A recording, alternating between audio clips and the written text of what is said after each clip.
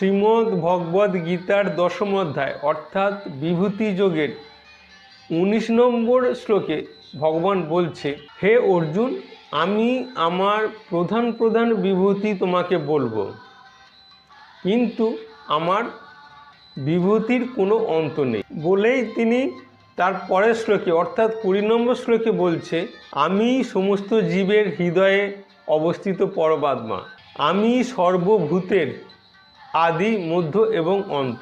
এবার তোমাদেরকে এটা বুঝিয়ে বলি।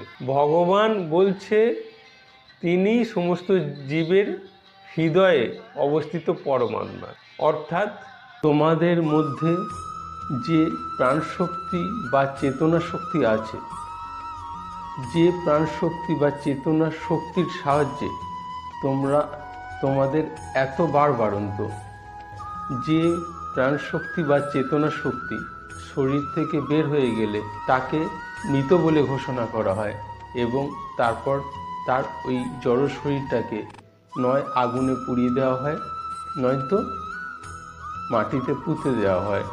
ভগবান শ্রীকৃষ্ণ গীতায় বলছে ওই প্রাণশক্তিটাও আমি। মাথায় কিছু ঢুকলো না? ঢুকলো না? অবশ্য তোমরা যা মতামতা তোমাদের মাথায় নাও ঢুকতে পারে, তবে যদি ঢুকে থাকে তাহলে তোমরা নিশ্চয়ই বুঝতে পারছো আমি কি বলতে চাইছি। আমি বলতে চাইছি তোমাদের মধ্যে যে প্রাণশক্তি আছে সেইটাও তো হিন্দু সনাতন ধর্মের, কেননা ভগবান স্বয়ং বলছে ওই প্রাণশক্তিটাও আমি।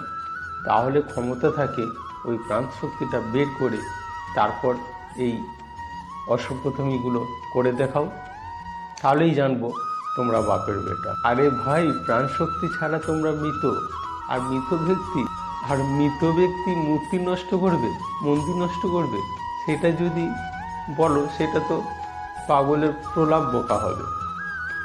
আরে দাঁড়াও, পালাচ্ছ কোথায়? তোমাদের কোনো পালাবার জায়গা নেই, কারণ এই বিশ্ব ব্রহ্মাণ্ডে যা কিছু আছে সব কিছু হিন্দু সনাতন ধর্মের। আমি এই বিশ্ব ব্রহ্মাণ্ডে যা কিছু আছে কেন বলছি, এই বিশ্ব ব্রহ্মাণ্ডটাই হিন্দু সনাতন ধর্মের প্রপার্টি। এছাড়া এই বিশ্ব ব্রহ্মাণ্ডের বাইরে যদি কিছু থেকে থাকে সেইটাও হিন্দু সনাতন ধর্মের।